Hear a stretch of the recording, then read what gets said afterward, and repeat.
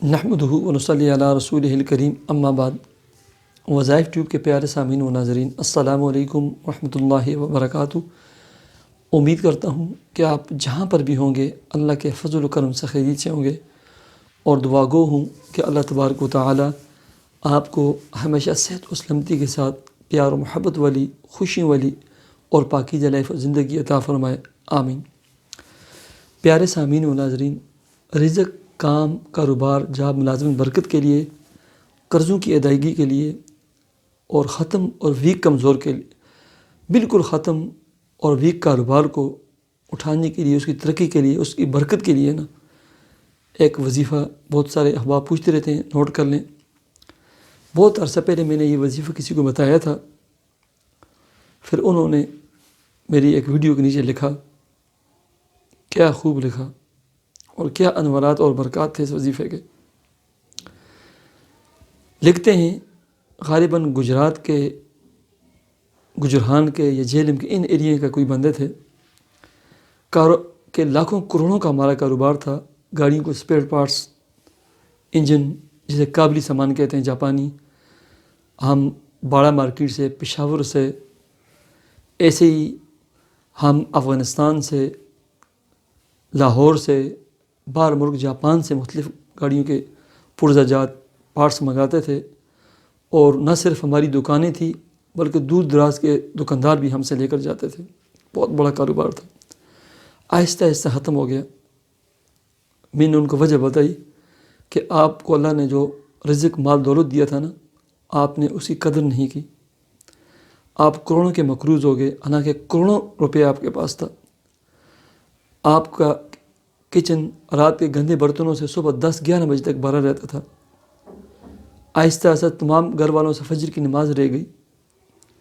رزق کی اتنی بے قدری کہ جہاں بجا روٹی کو ٹکڑے رزق اس کے اوپر پاؤں آتا تھا، اور جھاڑو لگا کر ڈسٹ بین میں، کچے دانوں میں وہ رزق ایسے بے حرمتی کے ساتھ پھینکا جاتا تھا۔ اور یہ رزق جب کسی گھر سے منہ پھیرتے ہیں بہت مشکل سے، بہت دیر کے بعد لوٹ کر آتا ہے۔ خدا را اس کی قدر کریں، اس کی قدر کریں، گھر کو صاف ستھرا رکھیں، خاص کر کچن کو روزانہ رات کے وقت کوئی برتن گندا نہ چھوڑیں، اور ایک چھوٹے چھوٹے ٹکڑے کو بھی اٹھائیں، چھوٹے چھوٹے ذرے ہوتے ہیں ان کو بھی اٹھائیں۔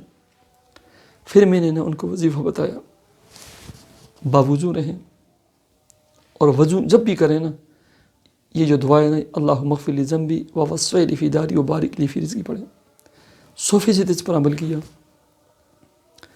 دوسرا میں نے بتایا تھا جتنے آپ کو پیسے ملے آپ اس میں سے 4%، 5%، 6%، 10% اللہ کا حصہ مقرر کریں، اللہ رب العزت کو شریک کر لیں، اور وہ پیسہ اپنے غریب رشتہ داروں پر، اہل علاقہ پر، سفید پوش لوگوں پر خرچ کریں، ان کی بیٹیوں کی شادی کروائیں، ان کے جہیز دیں، ان کے قرضوں کی ادائیگی کے اسباب پیدا کریں۔ اس بندے نے میرے خیال میں چوتھے حصہ یا 5واں حصہ کل پرافٹ کا جتنی مجھے آئے گی، 3 حصے میرے ہیں، چوتھا حصہ اللہ کے نام کا، یہ کیا۔ مغرب کے بعد میں نے بتایا تھا کہ 3 مرتبہ سورہ یاسین پڑھیں، اور کثرت کے ساتھ یا رزاق ہو، یا فتح ہو، یا وہاب ہو، یہ پڑھیں۔ 100% ان تینوں باتوں پر اس نے عمل کیے۔ 4 یا 5 اس کے بیٹھے تھے، گھر والوں نے عمل کیے۔ آپ یقین کریں کہ وہ بندہ جو کروڑوں کا مقروض ہو گیا تھا، آہستہ آہستہ ایسے پاؤں پہ کھڑا ہوا، اللہ رب العزت نے ہر چیز لوٹا دی واپس۔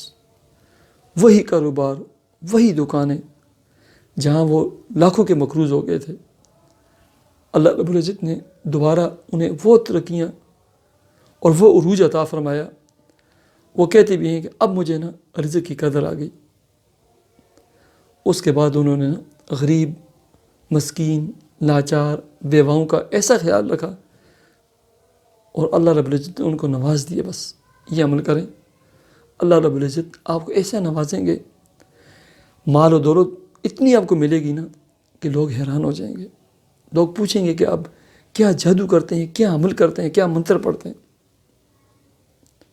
ایسے مجرب عمل ہے۔ اللہ تعالیٰ مجھے اور آپ کو عمل کی توفیق عطا فرمائے۔ مجھے اجازت دیجیے، اللہ حافظ۔